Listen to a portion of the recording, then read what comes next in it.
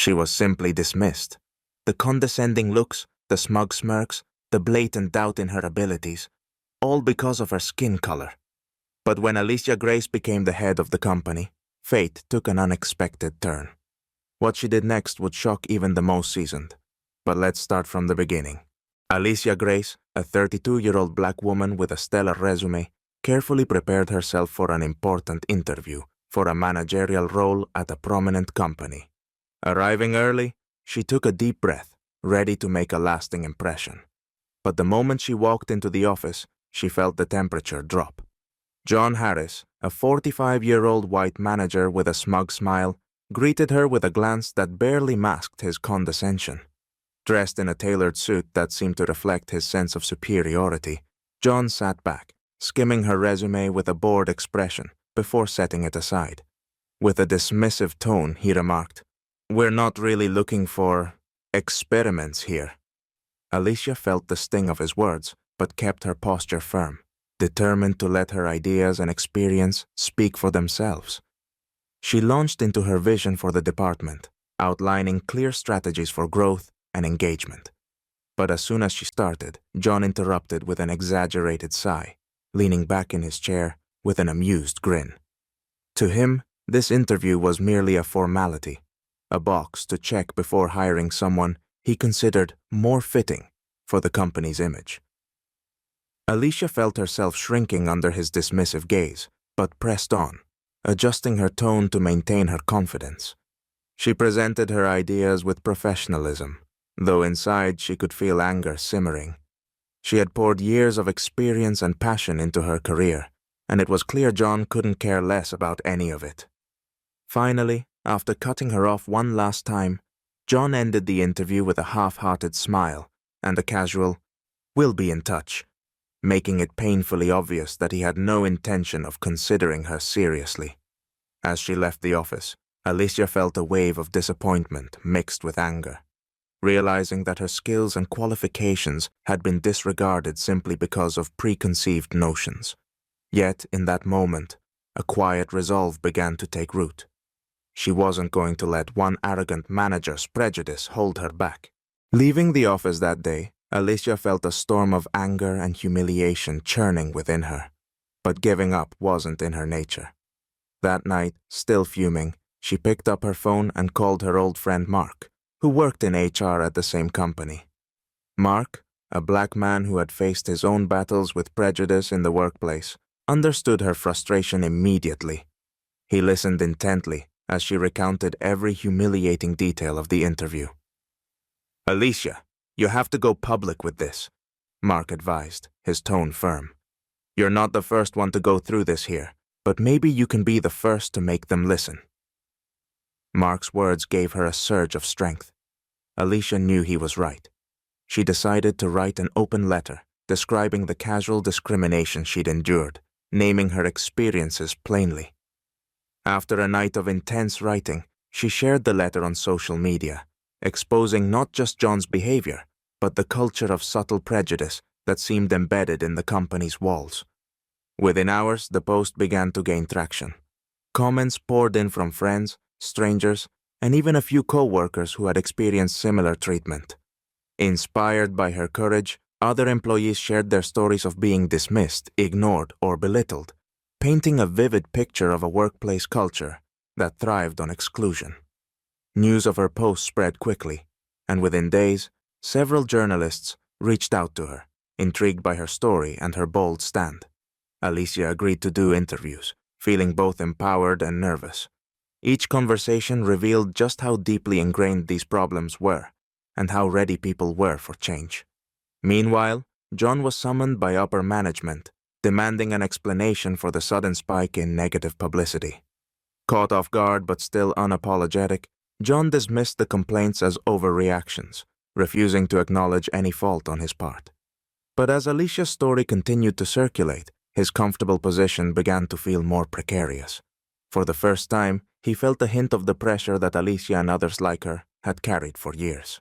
As Alicia's story gained traction, tension within the company reached a boiling point. Faced with a wave of public outrage and employee dissatisfaction, The company's upper management had no choice but to initiate an internal investigation. They needed to address the growing concern that their organization harbored a culture of quiet discrimination, now fully exposed to the world.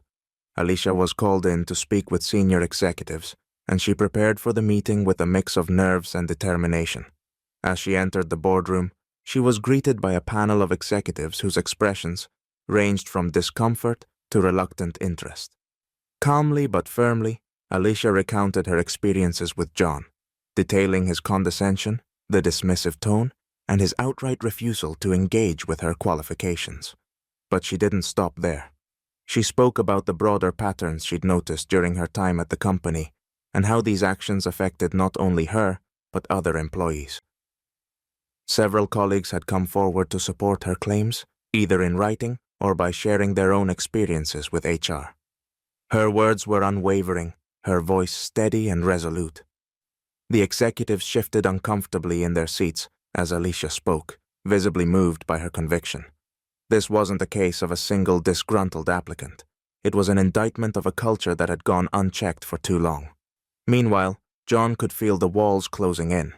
Word of the investigation had spread, and his previously unshakable position felt increasingly unstable. In a desperate attempt to deflect responsibility, he began reaching out to his connections within the company, attempting to rally support among other managers. He even went so far as to threaten Alicia with a defamation lawsuit, accusing her of tarnishing his reputation with baseless accusations. But Alicia, backed by a network of activists and lawyers who had taken an interest in her case, stood her ground. Each threat from John only fueled Alicia's resolve.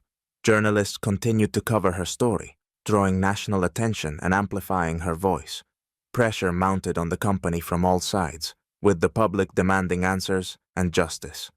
Sensing the reputational damage that could ensue, the executives realized they could no longer turn a blind eye.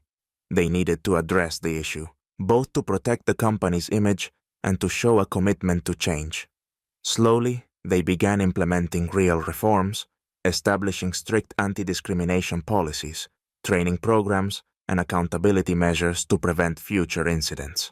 A few weeks later, the company made an unprecedented announcement. Alicia Grace would take over as the new CEO. Her mission was clear: to reform the company's culture, eliminating any traces of discrimination and ensuring a fair, respectful environment for all. The decision sent shockwaves through the corporate world and became a symbol of change for countless others who had faced similar obstacles. On the day of her first company-wide meeting as CEO, the conference room was packed with employees. There was an electric anticipation in the air, a collective sense of readiness for change. Among the crowd sat John Harris, the same smug manager who had dismissed her at her interview, now looking far less confident. His expression was tense, and he shifted uncomfortably in his seat as his former unqualified candidate took the stage. Alicia stepped up to the podium, her posture confident, her gaze calm yet powerful. She looked out at the room, and for a brief moment, her eyes met John's. In his face, she saw remnants of pride mixed with unmistakable shame. Alicia addressed the room with conviction, her words steady and full of purpose. She outlined her vision for a workplace grounded in equality, integrity, and mutual respect. She promised transparency, dedicated resources to employee development, and clear policies against any form of bias or discrimination. Each word felt like a subtle rebuttal to the prejudice she'd encountered, a bold statement of what her leadership would represent. The employees watched in silence, some nodding in agreement, others with newfound admiration. Even those who had once supported John couldn't deny the power of Alicia's message. Her rise to leadership wasn't just about her own victory. It represented a turning point for the entire company. Alicia's story of perseverance and resilience had inspired others to believe in the possibility of real change, both within and beyond their corporate walls. When she finished, the room erupted in applause. John, unable to meet her gaze, sat quietly, his face flushed. He knew his era of unchecked privilege had ended, and the company he'd once thought of as his was moving forward without him. Within days, he submitted his resignation, realizing that his influence had dissolved. Alicia's victory wasn't just personal, It was a triumph for everyone who had fought for a more just and inclusive workplace. Under her leadership, the company began its transformation into a model of equity, with Alicia's journey serving as a powerful reminder of what strength and determination could achieve.